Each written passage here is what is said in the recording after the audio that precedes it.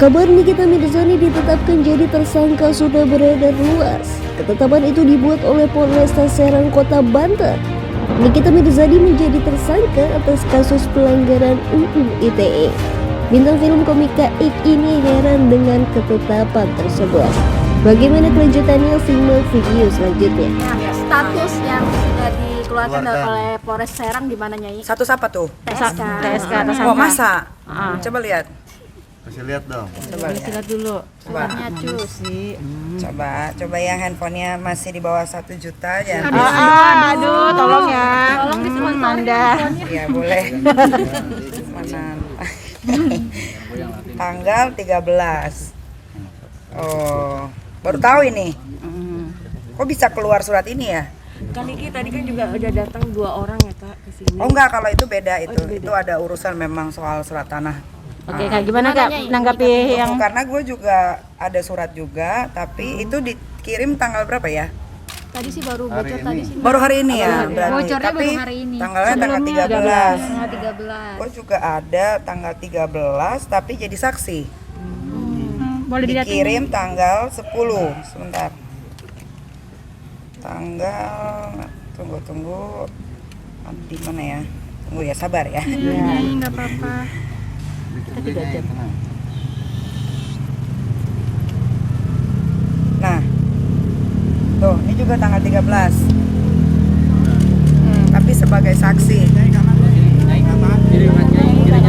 Oh. Di zoom aja ya. Tanggal 13. Tahan. Ini kalau nggak salah dikirimnya tanggal 10. Tuh ada tanggal 10 di Kanan left nih. Ini mana sini? Ini kanan kiri. sabar. Oke. Sabar. Ini kayak Polres Banten nggak ada yang sabar deh. Nyai. Sabar satu-satu ya. Tuh. Udah, nanti itu cloning aja lah, nanti dikasih. Tapi ini yang live. Dikirim Tapi ya. ini Kak Niki udah nerima surat itu yang jadi Belum, saksi. Enggak, belum. yang jadi saksi udah. Saksi kan udah tanggal 10. Yang Oke, tersangka yang ini tersangka tanggal 13 ini. Belum, baru dikasih ke kalian, bingung juga kan. Harusnya kan ke Nikita Mirzani, tapi kenapa ke wartawan? Jadi agak bingung nih, ini tanggal 13 dikirim tanggal 10 dari Serang sebagai saksi.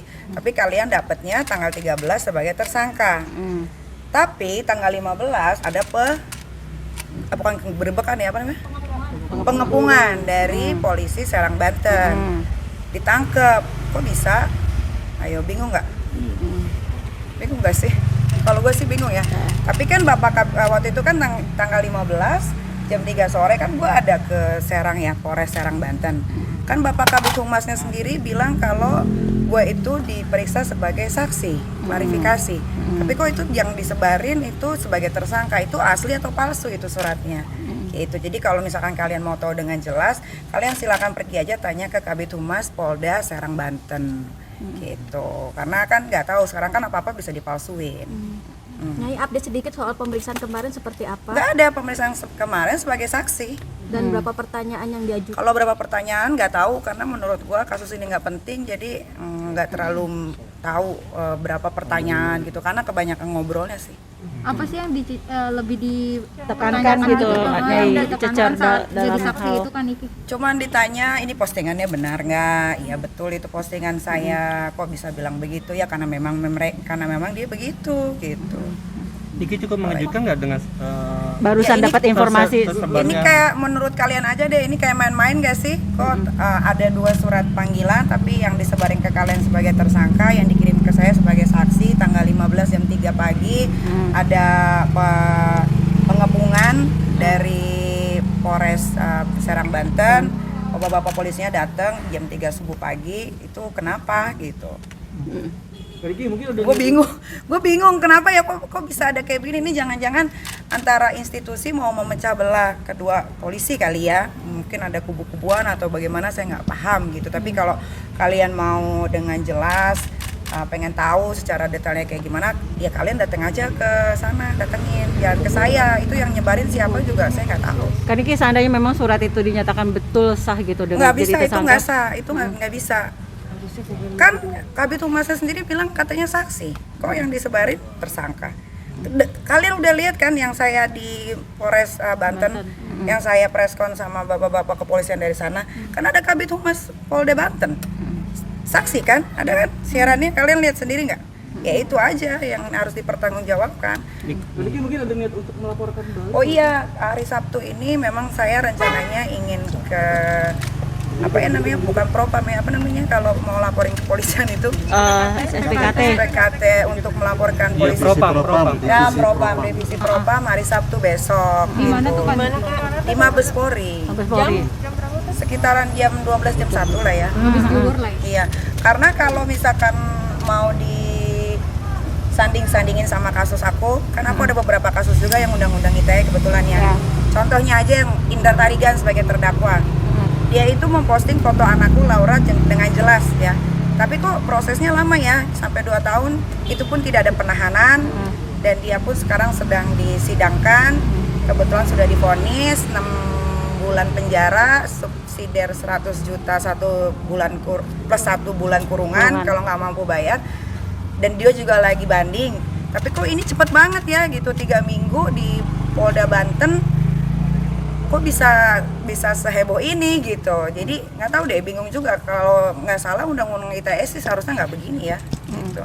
Prosesnya kalau sesuai prosedur, prosesnya nggak mungkin secepat ini. Apa mungkin, nggak tahu ya, setahu Niki kalau misalkan kita berkasus, misalkan Niki mau ngelaporin siapa gitu, KTP-nya Jakarta Selatan nih, tiba-tiba mau ngelaporin ke Polda Metro, pasti bapak-bapak dari SPKT Polda Metro bilang, kenapa nggak ngelapor ke Polres Jakarta Selatan, gitu kan, biasanya gitu kan. Cuman kemarin memang saya pertanyakan, Pak, kenapa kok bisa diterima di Banten? Kata bapak penyidiknya, yang kebetulan saya pegang juga fotonya, dia bilang iya, karena dia sedang lihat pabrik di daerah Banten, lalu dia ngecek Instagram saya dan dia langsung melaporkan ke Polres ya, bukan Polda, Polres Serang Banten.